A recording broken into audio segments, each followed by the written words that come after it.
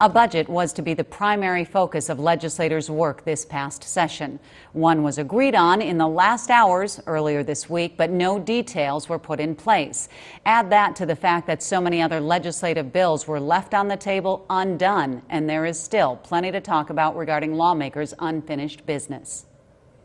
Albert Lea Representative Peggy Bennett is joining me as one of the voices taking issue with this unfinished business. Before we get to talking about the budget, Peggy, let's talk about the bills that were to be debated and voted on and what's not going to happen. And I'll let you start from any jumping point there that you want.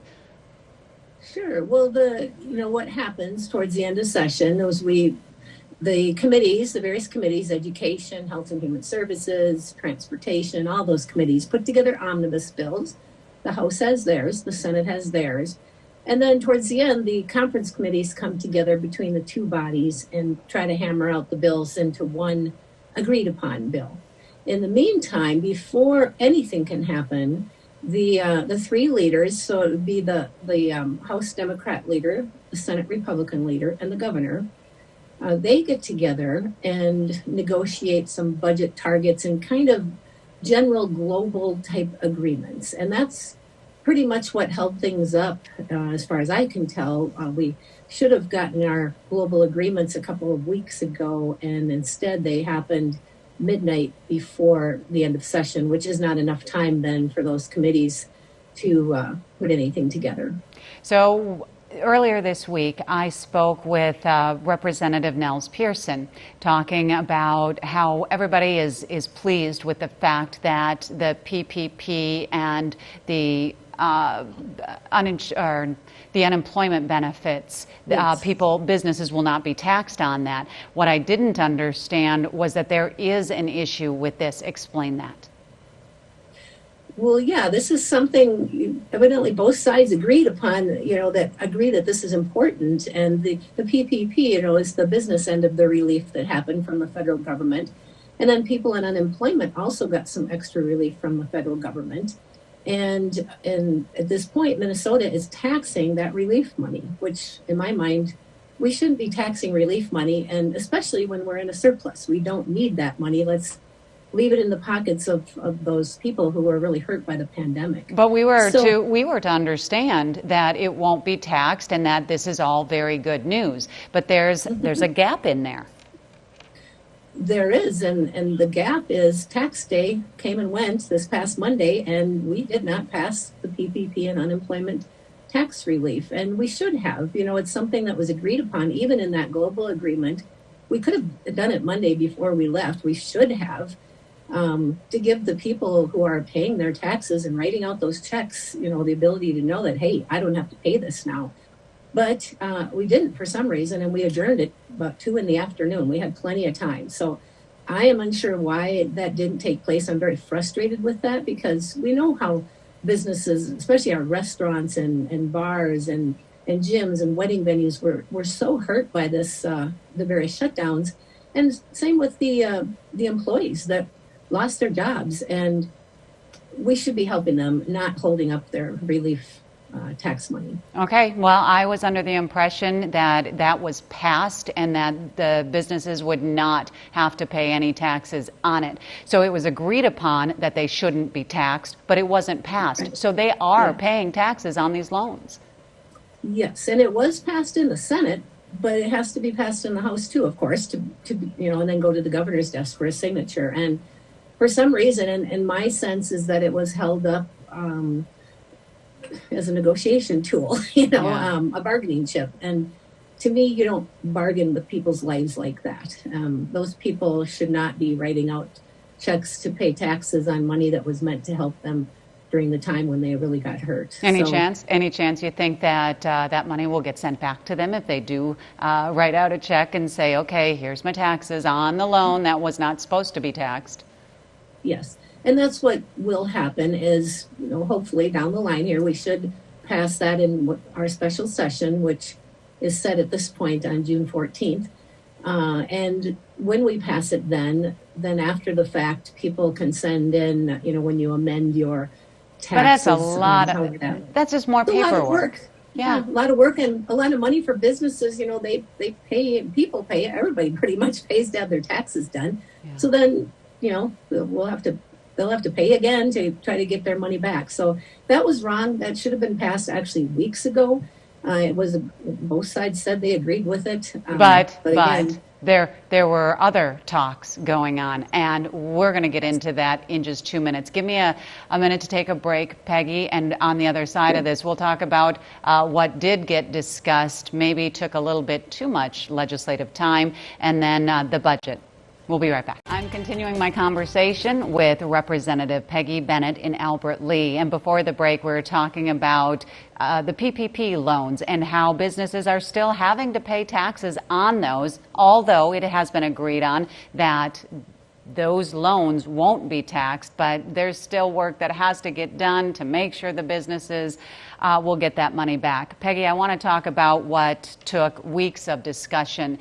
Therefore, budget details did not get hammered out. Some of these other important bills did not get passed, but we had plenty of time to talk about legalizing recreational marijuana. Right, and I know for some people recreational marijuana is important, but in the scheme of things, we need to get a budget done. And the House Democrats knew that the marijuana bill would go nowhere because the Senate had said that from the beginning. So why we spent, well, it was 5 to 6 hours on a marijuana bill when we could have been passing the PPP and unemployment relief, tax relief, is beyond me. So that's frustrating, but you know what? There's frustrating parts of government, and there's also good parts, and I'm happy to be part of both. Well, what about the budget details? We've been talking this week that yes, budget has been agreed upon, but that's why there's going to be a special session. And don't forget, a government shutdown isn't off the table. I mean, that is still very much a possibility. It is. We have a looming deadline here of July 1st when we need to have our budget set. And there's a lot to take place now between now and then. Most people don't realize that all those bills that we were working on throughout session are now dead. And we have to start over. And unfortunately, now it's getting handled by a very few behind closed doors. And that's one of the frustrating things for me about this is the transparency for people is gone, and just a few people are going to be putting these bills together, trying to hammer out deals. And that's frustrating to me because to me, the people are the government. You know, they're the ones that drive government, I should say. All the people I work with at home here in Albert Lea and in my district, and they should be part of that picture, and they're not going to be now. Neither will I, basically. It's just a very few people that will put these final bills together. And why is that? What bills are you talking about specifically that you would like to have your voice in on that won't happen?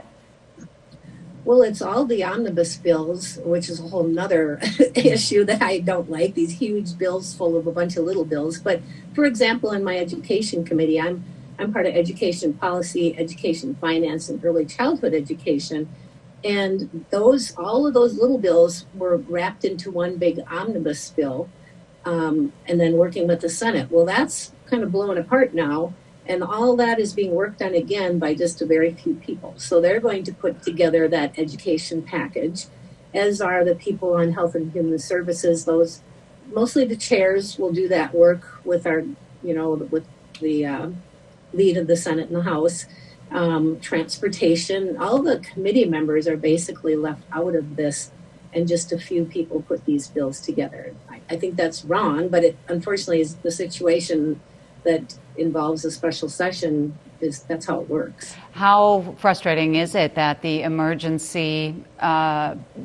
the peacetime emergency is still in place, giving the governor still the executive authority? We have all but come out of this pandemic. I know it isn't over, but we have come out of the emergency part of it.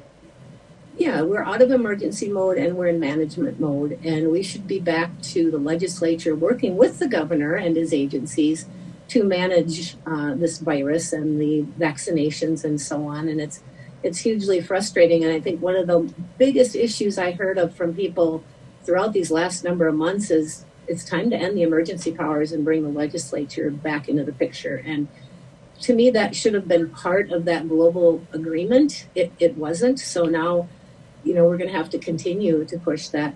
One thing that was part of the global agreement that is a big issue to me is that the governor, the leader, of the House and the leader of the Senate all get kind of pre-veto power over any policy or finance that are in these bills that are going to come forth, the education bill, the transportation bill, and so on. And I don't believe the governor should be part of having a pre-veto. He gets to veto bills when they come to his desk. I believe that we should, talk to the governor and get his input and get the agency's input. But then it's the job of the House and the Senate to hammer out legislation. And that's part of separation of powers, legislative branch, executive branch, and so on.